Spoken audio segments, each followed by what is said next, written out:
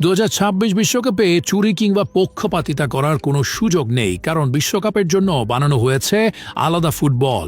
সেই ফুটবলে রাখা হয়েছে এমন সব প্রযুক্তি যা রেফারিকে নির্ভুল সিদ্ধান্ত জানাতে সাহায্য করবে। আগামী বিশ্বকাপের নতুন বল ইতোমধ্যে উন্মোচন করেছে ফিফা। বল পায়ে দেখা গেছে মেসি, জিদান এবং জাভির মতো কিংবদন্তিকে।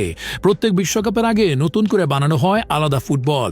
এবারও ব্যতিক্রম হয়নি। 2026 বিশ্বকাপের এই ফুটবল আগের চেয়ে দৃষ্টিনন্দন এবং আরও অত্যাধুনিক প্রযুক্তির। নতুন এই ফুটবলের নাম রাখা হয়েছে ট্রাই ওন্ডা।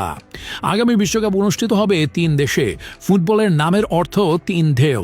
নামের পাশাপাশি ডিজাইনেও আয়োজক 3 দেশের চিহ্ন রয়েছে।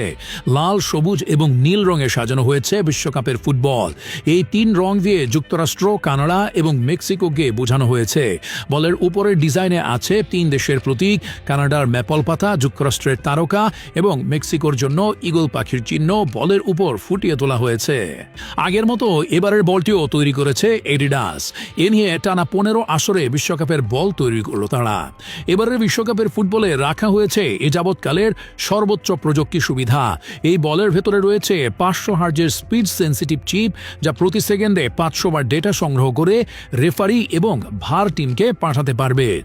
এর ফলে যে কোনো সিদ্ধান্ত হবে আরও নিখুঁত। অফসাইড হওয়ার সাথে সাথেই রেফারি সিগন্যাল পেয়ে যাবে। এমনকি হ্যান্ডবল হলেও সেটা ভিএআর দিয়ে নিশ্চিতভাবে জানা যাবে। এছাড়া গোলের সময় বল আসলেই গোল লাইন পার হয়েছে কিনা সেটারও সংকেত পাবে রেফারি। ট্রাই ওন্ডা ফুটবলের ভেতরে রয়েছে 4টি প্যানেল, যার একটিতে এই চিপ বসানো হয়েছে আর বাকি 3টিতে রয়েছে ভারসাম্য রক্ষার জন্য বিশেষ কাউন্টার ওয়েট। এর ফলে বল শট করার পর ব্যালেন্সের কারণে কোনো ব্যাঘাত ঘটবে না। এছাড়া বলের বাইরের ডিজাইনে রয়েছে গভীর সিম এবং ঢেউয়ের মতো প্যাটার্ন, যা বাতাসে বলের গতি ও স্থিতিশীলতা বজায় রাখবে। গোলকিপারদের জন্য এই ফুটবলে বিভিন্ন সুবিধা রাখা হয়েছে। ভেজা মাঠে খেলার সময় বলের গ্রিপ যেন ঠিক থাকে, সেজন্য বলটির গায়ে রয়েছে বিশেষ টেক্সচার এবং আইকনিক ডিজাইন। এতে করে খেলোয়াড়রা বল নিয়ন্ত্রণে আরও দক্ষতা দেখাতে পারবেন। এই বলের জন্য প্রায় 3 বছর গবেষণা করেছে এডিডাস, কারণ বিশ্বকাপের বল একদম নিখুঁত হতে হবে।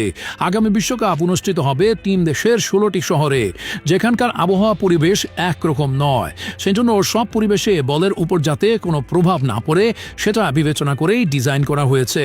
বল তৈরির পর এডিডাস প্রথমে নিজেদের পরিবেশে পরীক্ষা করেছে।